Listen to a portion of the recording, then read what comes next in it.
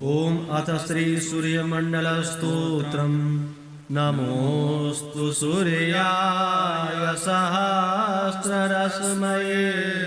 सहस्रशाखान्वितसम्भवात्मने सहस्रयोगोद्भवभावभागिने सहस्रसङ्ख्या युगधारिणे नमः। यनमण्डलं दीप्तिकरं विशालं रत्नप्रभं देवमनादिरूपं दारिद्र्यदुःखक्षयकारणं च पुनातु मां तत्सवितुर्वरेण्यम्।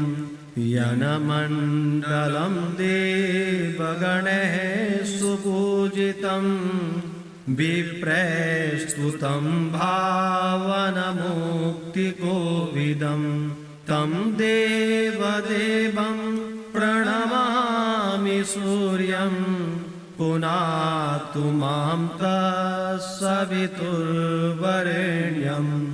यनमण्डलं ज्ञानघनं त्वगम्यं त्रैलोक्यपूज्यं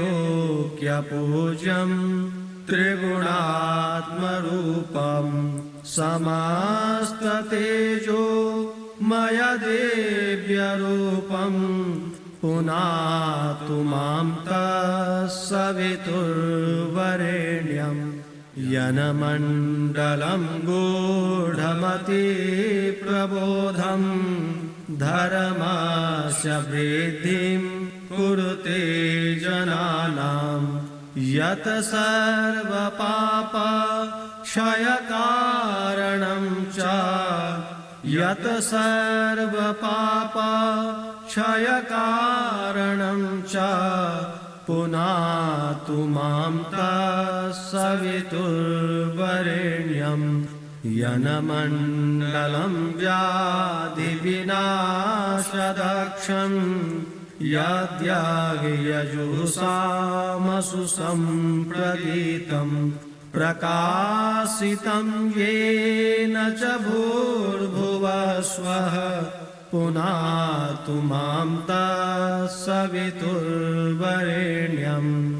यनमण्डलं वेदविदो वदन्ति गायन्ति यच्चारणसिद्धसङ्गाः यद्योगिनो योगजुषां च सङ्गाः पुनातु मां तत्सवितुर्वरेण्यम्। यनमण्डलं सर्वजनैश्च पूजितं ज्योतिषकुर्यादिहमर्त्यलोके यत् कालकालाद्यमनादिरूपं पुनातु मां तत्सवितुर्वरेण्यम्। यनमण्डलं विष्णुचतुर्मुखाख्यं यदक्षरं पापहरं जनानां यत् कालकल्पक्षयकारणं च पुनातु मां तत्सवितुर्वरेण्यम्। यनमण्डलं विश्वसृजं प्रसिद्धमुत्पत्तिरक्षा प्रलया प्रगल्भा यनमण्डलं विश्वसृजं प्रसिद्धमुत्पत्तिरक्षा प्रलया प्रगल्भम् यस्मिन् जगत् संहरतेऽखिलं च पुनातु मां तत्सवितुर्वरेण्यम्। यनमण्डलं सर्वगतस्य विष्णोरात्मा परं धाम विशुद्धतत्त्वं सूक्ष्मान्तरैर्योगपथानुगम्यं पुनातु मां तत्सवितुर्वरेण्यम्।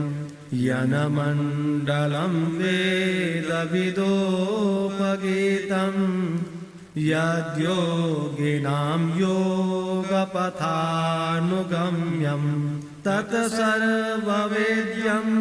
प्रणमामि सूर्यं पुनातु मां तत्सवितुर्वरेण्यं सूर्यमण्डलस्तोत्रं यः पठेत् सततं नरः सर्वपापविशुद्धात्मा सूर्यलोके महीयते। श्रीभविष्योत्तरपुराणे श्रीकृष्णार्जुनसंवादे श्रीसूर्यमण्डलस्तोत्रं सम्पूर्णम्।